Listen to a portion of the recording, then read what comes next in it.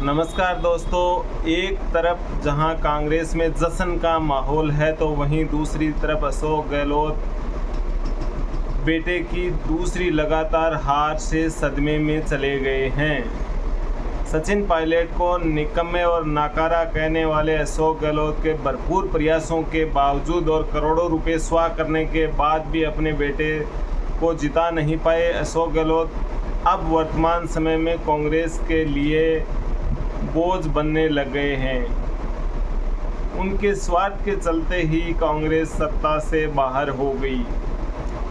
उनकी राजनीतिक महत्वाकांक्षा, सत्ता की भूख, निजी स्वार्थ की वजह से कांग्रेस विधानसभा चुनावों में सत्ता हासिल करने से पीछे रह गई। यदि वह व्यक्ति स्वार्थ से हटकर पार्टी के लिए काम करता तो पिछले विधानसभा चुनावों में कांग्रेस को सफलता मिल सकती थी, लेकिन उन्होंने न केवल अपने बेटे का कैरियर तबाह किया बल्कि इसके साथ ही कांग्रेस की लुटिया डुबोने में भी कोई कसर नहीं छोड़ी। हालांकि आज के समय में उनकी हालत ऐसी है कि उन्हें कोई पूछने वाला नहीं है, इसलिए वो इतने अवसादग्रस्त हो गए हैं कि उन्हें अस्पताल तक में भर्ती होना पड़ा है। जिस पार्टी ने एक साधारण से कार्यकर्ता से उठाकर केंद्र में 3 बार उन्हें मंत्री बनाया, 3 बार पीसीसी का चीफ बनाया और इतनी ही बार मुख्यमंत्री बनाया, उसी व्यक्ति ने पार्टी की पीठ में छुरा घोंपते हुए कांग्रेस का क्रियाक्रम करने में कोई कसर नहीं छोड़ी। अशोक गहलोत दिखावे में शालीन और सौम्य दिखाई देते हैं। उनसे बड़ा राजनीति में कोई चालाक व्यक्ति नहीं हो सकता, क्योंकि उन्होंने अपनी कुटिल चालों से न केवल कई बड़े नेताओं को निपटाया है बल्कि कांग्रेस पिछले जो मुख्यमंत्री जब बदलने की बात आई तो उन्होंने नेहरू गांधी परिवार को भी ठेंगा दिखा दिया। उस वक्त यदि अशोक गहलोत कांग्रेस के राष्ट्रीय अध्यक्ष बनकर अपनी विरासत सचिन पायलट को सौंप देते तो माहौल राजस्थान में दूसरा होता। लेकिन गहलोत को डर था कि अगर वो दिल्ली चले गए तो राजस्थान में उनके लिए हमेशा के लिए दरवाजे बंद हो जाएंगे। गहलोत जानते हैं कि उनका सूर्यास्त हो चुका है,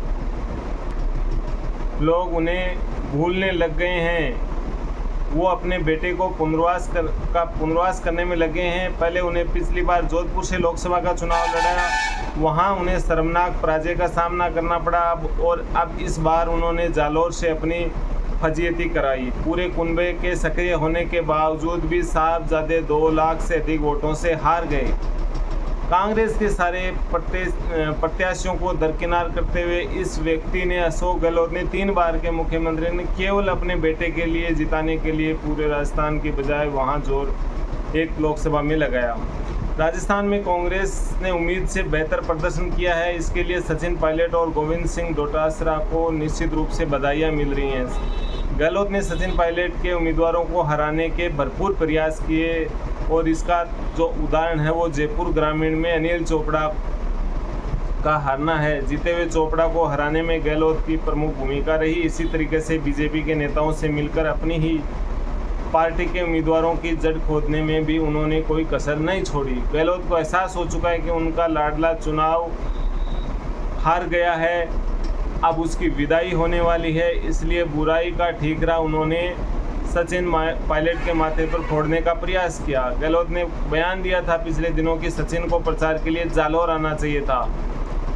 अब उन्हें ये बताना चाहिए कि क्यों नहीं आना चाहिए था, क्यों आना चाहिए था। उनकी नज़र में तो वो नाकारा और निकम्मे हैं। जब वे सचिन को मानते ही नहीं हैं तो जालौर में बुलाने का क्या तुक था। हकीकत ये है कि भगवान भी वैभव गहलोत को हार से नहीं बचा सकते थे। न तो उस व्यक्ति का कोई जनाधार था, न ही वो बोलने के सलीके से वाकिफ़ है। पैसे कमाने की कला जानने के अलावा वैभव गहलोत में और कोई खासियत नहीं है। ना तो राजनीतिक परिपक्वता है, ना ही उनकी कोई समझ है। आरसीए का अध्यक्ष थोपकर बनाया गया था, सांसद नहीं था। बाप बेटे दोनों फुर्सत में हैं, लिहाजा दोनों को षड्यंत्रों से हटकर सुखद जीवन बिताना चाहिए। अशोक गहलोत को कांग्रेस पार्टी से कोई मतलब नहीं है। उनका एक ही मकसद है, अपने पुत्र वैभव गहलोत को सेट करने।